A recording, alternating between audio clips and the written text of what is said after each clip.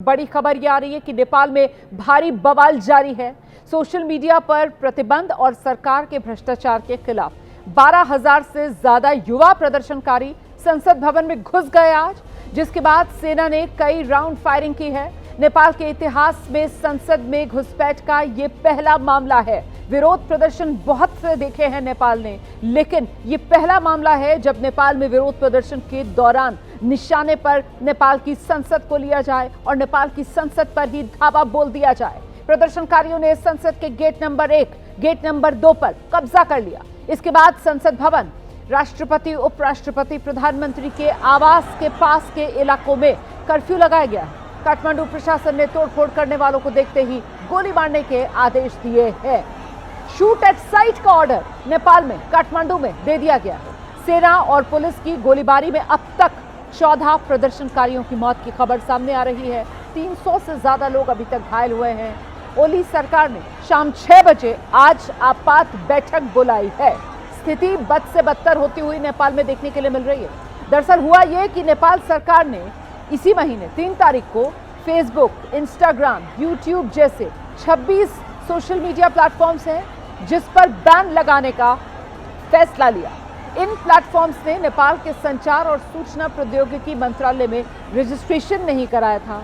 मंत्रालय ने 28 अगस्त से 7 दिन की समय सीमा इन ऐप्स के लिए, ये सोशल मीडिया जो प्लेटफॉर्म्स हैं इनके लिए दी थी, जो 2 सितंबर को खत्म हुई।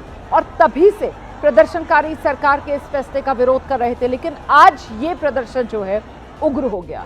आज हजारों नहीं, लाखों की तादाद में प्रदर्शनकारी सड़कों पर थे और बड़ी बात यह कि युवा जो थे वो इस प्रदर्शन का नेतृत्व कर रहे थे। इसीलिए जेन जी वाला ये प्रदर्शन, जिसमें युवाओं के नेतृत्व में हजारों की तादाद में प्रदर्शनकारी सड़क पर उतरे। शुरुआती नजर में ये मामला सीधे सीधे जो सोशल मीडिया प्लेटफॉर्म्स हैं उसको प्रतिबंधित करने का विरोध, लेकिन अंदर ही अंदर इतनी नाराजगी केपी शर्मा ओली के इस सरकार से कि मुद्दा भ्रष्टाचार का भी इस प्रदर्शन में जुड़ गया, मुद्दा बेरोजगारी का भी इस प्रदर्शन में जुड़ गया, मुद्दा आर्थिक मंदी का भी इस प्रदर्शन में जुड़ गया और मुद्दा सीधे सीधे युवाओं के अपने भविष्य का इस प्रदर्शन में जुड़ गया। भविष्य अंधकार में, हमें बोलने दो सरकार, ये वो मांग जिसको लेकर नेपाल में प्रदर्शनकारी सड़क पर उतरे हुए थे। बेकाबू प्रदर्शनकारियों को काबू में करने के लिए पुलिस की तरफ से पहले पानी की बौछार का सहारा लिया गया, लाठियां चलाई गई, डंडे चलाए गए, आंसू गैस के गोले दागे गए, लेकिन कुछ भी काम नहीं आ रहा था और उसके बाद पुलिस ने खुली फायरिंग की है। शूट एट साइट के ऑर्डर्स काठमांडू में दिए गए हैं। अभी तक मरने वालों का आंकड़ा 14 पर पहुंच चुका है। 300 के करीब लोग घायल बताए जा रहे हैं। घायलों में कई की स्थिति गंभीर बनी हुई है। तो आप समझ सकते हैं, आशंका इस बात की जताई जा रही है कि ये जो आज उग्र प्रदर्शन काठमांडू में हुआ है, इसकी चपेट में आकर कई नौजवान जिंदगियां खत्म हो सकती हैं। मैं सीधे आपको लेकर चलूंगी। हमारे साथ हमारे सहयोगी नीरज राजपूत इस वक्त मौजूद है और नीरज से जरा पहले ये जानते हैं, नीरज अभी का अपडेट क्या मिल रहा है, अभी हालात कैसे बने हुए हैं काठमांडू? देखिए रोमाना, जो स्थिति हमने दोपहर में देखी थी, सुबह से शुरू हो गई थी 10 साढ़े 10 बजे से, तब से ऐसी ही स्थिति इस वक्त भी काठमांडू में बनी हुई है। और जो जानकारी मिल रही है, हालांकि सरकार और पुलिस का कहना है कि सिर्फ रबर बुलेट्स फायर की गई हैं, लेकिन 1 दर्जन से भी ज़्यादा लोगों की मौत इस उग्र प्रदर्शन में हो चुकी है। संसद में घुस चुके हैं, परिसर में घुस चुके हैं जो छात्र हैं, प्रदर्शनकारी हैं, और उनका सिर्फ और सिर्फ गुस्सा इसी बात को लेकर है कि आपने सोशल मीडिया प्लेटफॉर्म्स बैन क्यों किए हैं।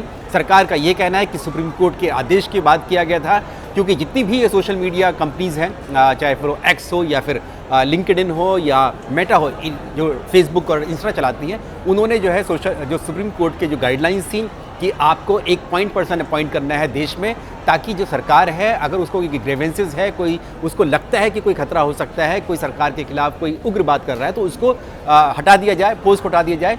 लेकिन इन कंपनीज ने ऐसा नहीं किया, इसीलिए 1 हफ्ते की मियाद के बाद इनको बंद कर दिया गया। तो 26 सोशल मीडिया प्लेटफॉर्म्स बंद हो गए हैं।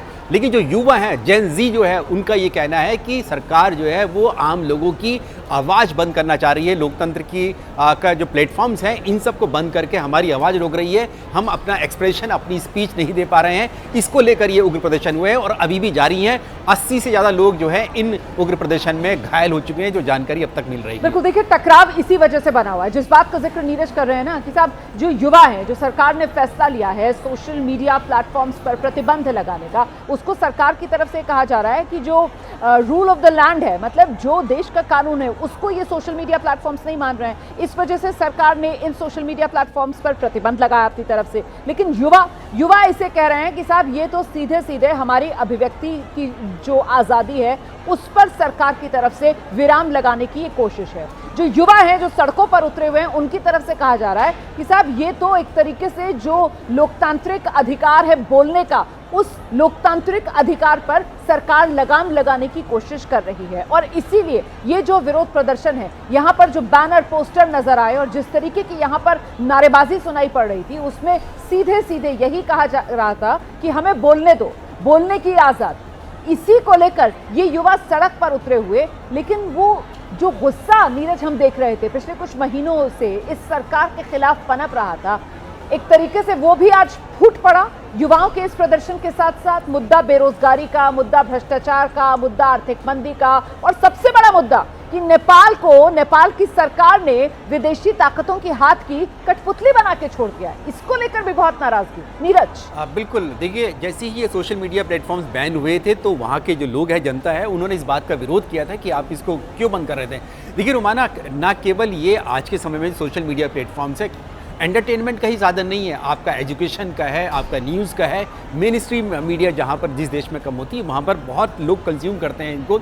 बिजनेस जो है आज के समय में बहुत लोग जो हैं इसके ज़रिए ही अपना चलाते हैं। जो छोटा मोटा बिजनेस जो करते हैं, MSCME जिसको हम बोलते हैं, मीडियम और स्मॉल और माइक्रो जो बिजनेस करते हैं, ट्रेडर्स जो होते हैं, वो अपना बिजनेस भी इन सोशल मीडिया प्लेटफॉर्म्स के जरिए, चाहे फेसबुक के जरिए हो, व्हाट्सएप के जरिए, इनके जरिए करते हैं। लेकिन इन सबको ही बंद कर दिया जाए तो ऐसे में जो लोग हैं उनका गुस्सा हो गया और साफ तौर से उन्होंने, देखिए इस सोशल मीडिया बैन को लेकर ये प्रोटेस्ट जो आज रुमाना हुआ है, ये सोमवार का जो प्रोटेस्ट 8 सितंबर का था, वहाँ के जो जेन ज़ी है, जो युवा हैं, स्कूल के छात्र छात्राएं हैं, उन्होंने साफ तौर से कहा था ये करप्शन के अगेंस्ट में जो है प्रोटेस्ट होगा। और उनका प्रोटेस्ट अगेंस्ट, आप देख भी रहे हैं प्लेकार्ड जो हैं हाथों में युवाओं के, वो सोशल मीडिया को लेकर कम है और करप्शन को लेकर ज़्यादा है।